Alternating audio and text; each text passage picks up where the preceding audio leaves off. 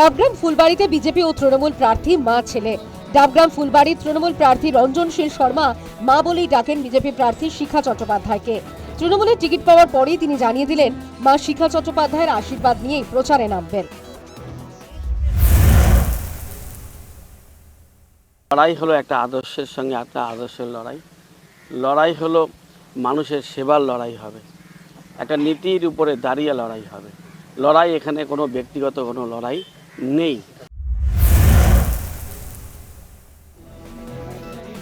জানা গিয়েছে খুব ছোটবেলায় বাবাকে হারান রঞ্জন। এরপর শিখা চট্টোপাধ্যায়ের কাছে ছোট রঞ্জনকে নিয়ে গিয়েছিল তার মা।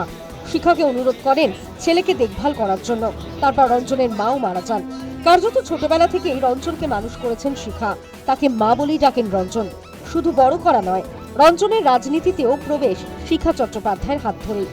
শিখাও একসময় তৃণমূল করতেন, কিন্তু দলে মনোমালিন্য হওয়ায় ফুল বদলান তিনি, পদ্ম শিবিরে চলে যান। মা দল বদলালেও রঞ্জন তৃণমূলেই থেকে যান।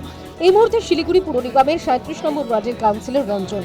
দার্জিলিং তৃণমূলের সমতলের সাধারণ সম্পাদকের দায়িত্বে রয়েছেন। আমি আমার ছেলেকে নিজের ভাবনায় আনতে পারিনি বলছেন শিখা।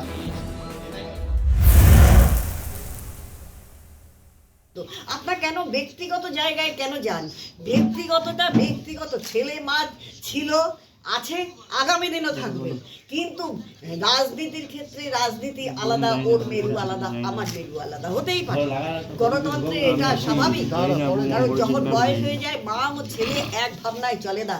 মায়ের ভাবনা অন্য হয়, ছেলের ভাবনা অন্য হয়। এখানেও ঠিক তাই দাঁড়িয়েছে, মায়ের ভাবনা অন্য দাঁড়িয়েছে, ছেলের ভাবনা অন্য দাঁড়িয়েছে, হতেই পারে। তা আমার ব্যাপার হচ্ছে, আমি ছেলেকে আমার ভাবনায় আনতে পারিনি, এটা হচ্ছে আমার ডিসক্রেডিট।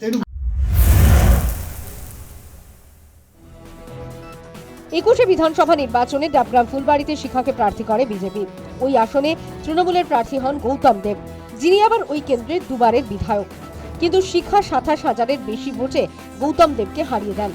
21শের বিধানসভা নির্বাচনের সময় শিখার বিরুদ্ধে ব্যক্তিগতভাবে প্রচার করেননি বলেও স্থানীয় নেতাদের দাবি। News time.